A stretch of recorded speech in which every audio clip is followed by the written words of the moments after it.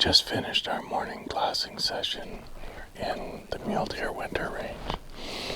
We spotted a few does. We spotted one 4-point, but I thought I'd take the opportunity to follow up some of the subtle differences about glassing once you're in the winter range. So in the winter range, a lot of times I want to hunt from above in the timberline, overlooking, buckbrush veins running through the sage. There's pockets, like it all looks the same when you sort of look at the whole landscape.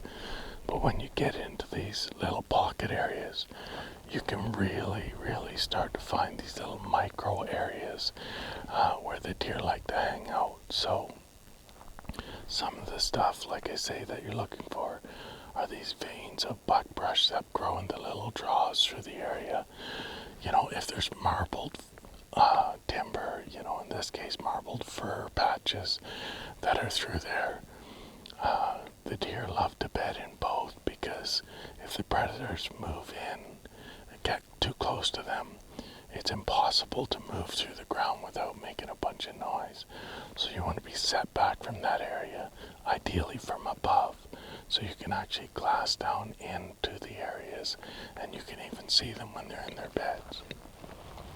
So just like all glassing, it's best even with your 10x42s. I have this little ASIAC bino adapter on here, which is a pretty slick little unit. And then I have my little quick connect clips, and there you go, that's locked in.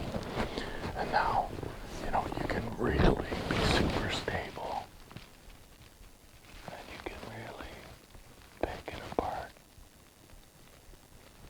Like the difference, I would say, if I had to put a percentage on it, once you get out beyond 500 yards, you're going to see 20 to 30% more deer off of a setup like that once you get out to 800 to 1500 yards. If you're not on a tripod or a monopod, or even your tracking pole works, you're going to find it really difficult to locate deer or to see the deer. And then, so it's the name of the game is you use your 10x42s. You're really picking apart. You're really looking down. You want to look at all the edges really closely. And if there's any openings in the main breaks of forest, those are very, very good areas, especially in the morning, to keep an eye on them before, like right at first light, because the deer will travel down through and sometimes hang up in those before they come out into the more open areas or into the timber edges. So you'll really want to find a spot that, you can see into multiple pockets. You're looking to cover as much ground as possible. When you're looking at the ground, it does look, fairly homogeneous, but there'll be drainage veins and glacier till drains that are all run through the land. And if you're glassing across those drainages, you're not seeing a lot of ground, so you really want to try and position yourself in an area where you see, you have a wide field of view, but you're also looking with the grain of the land. So if the drainage fingers are all running this way, you want to be off the end above, looking down through those drainages. You'll just see a lot of deer will travel up those drainages. If you're glassing across the drainage, what happens is you just don't see them. Maybe they pop out. Sometimes they will ride the ridges. They're pretty easy to spot then. But, those, a couple little adjustments like that can sort of be the difference between a good glassing area, picking apart an area, from a good place, or picking it apart from a really ideal place, and you'll know the difference once you see it. The other thing is, you always want your spotter set up, ready to go. So when you're glassing, especially right now, it's 4-point season.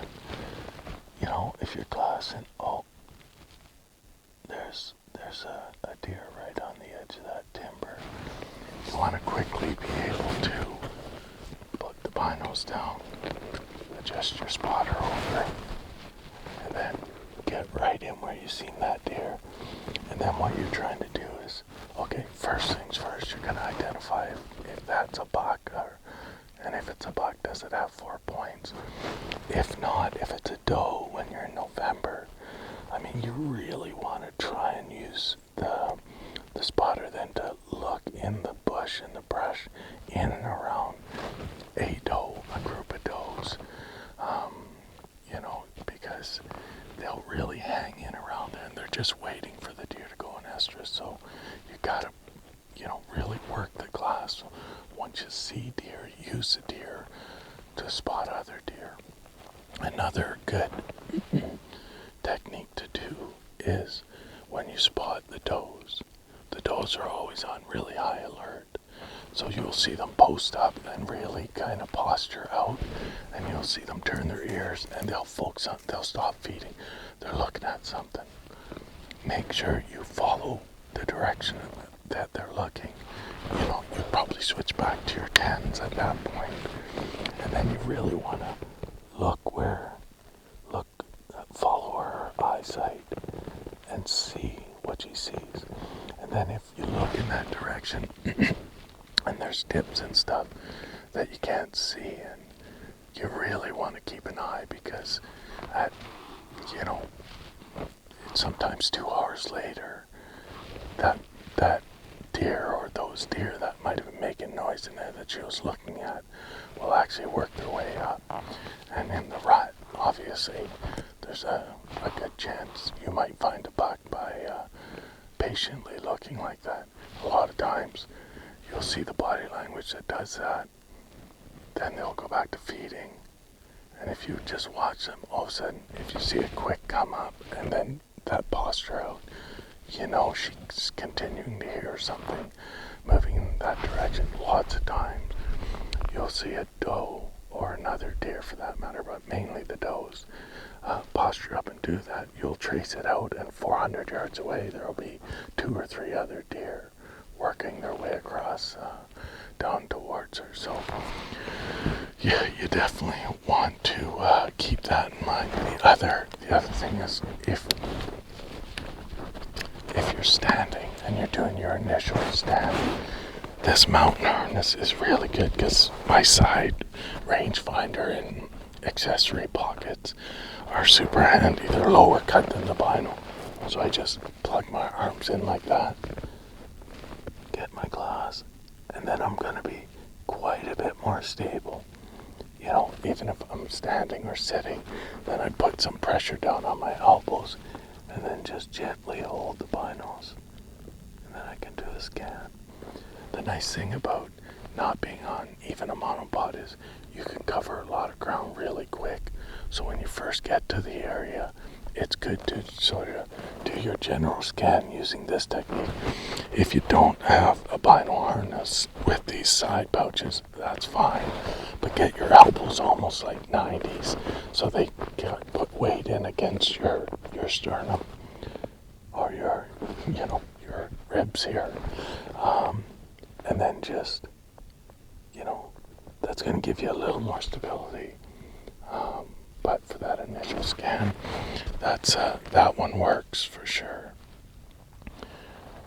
The last thing you want to really consider, I think, when you're looking for optimal glassing areas that tick all the boxes.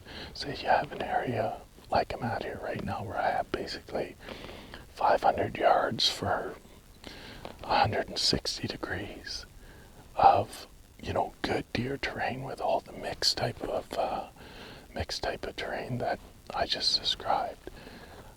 You want to make sure that you're set up. You've got a way to shoot. So in this example, I got this relatively flat spot because I'm on a slope. These roots where the tree grows on the upside, it retains a lot of soil. So it's usually a good spot to look around the base of the trees, or nice rock outcroppings, or if it's going to be a close shot, anything closer than 200 yards, you can just rest the stock of your gun on, there's lots of these fur around. Some are dead, some are not. They have these broken off limbs. Find a few that are at the correct height that you can cover multiple closer spots, because a lot of times your bipod's not going to be high enough to get the job done. But I wouldn't recommend ever shooting more than a couple hundred yards off of something like that. So. And the last thing that's really key here, I've been hunting this area for a few years. Thanks to my buddy John, there's multiple rub lines here that are multiple years old.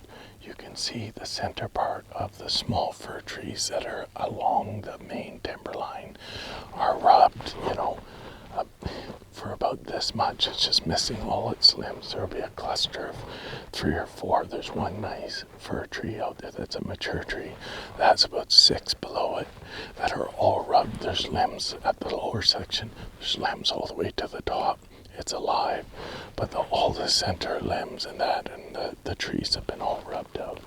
So when you see those rub lines, when the rutting action comes in here, those rubs are all going to get refreshed by the big boys.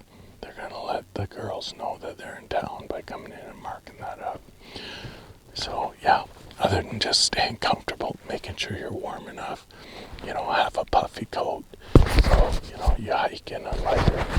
This morning I just hiked in with a base layer and my little Fanatic hoodie. Then I threw my little jacket on once I got here. And then I have a puffy when it gets super cold or the sit's super long. Today it's pretty nice. It's probably -2 right now, so it's about as nice as it gets here. Unfortunately, it's been a pretty low snow year, so the big rutting action hasn't pushed down this far yet. I'm sure the bucks are rutting like crazy, but they're rutting in a higher elevation than where I'm at right now. So some years you might have to chase the snow line up if it's not, because it's mainly the does that get pushed down by the snow first. They're not too snow tolerant, so they just keep moving down where the feet's easy, and eventually the snow pushes them right down into the winter range basins. As the rut's on, obviously the bucks are going to follow those does down. The bucks will stay into the high country. Their bellies can be dragging sometimes, but usually once it's mid-leg and they've got a kick for feed and the rut's on, they're going to push down and come down as the does come down. So that's about it. That's winter range sort of 101 in my mind. If you got any tips or things that have worked for you in the winter range, drop a comment below and be happy to sort of nerd out on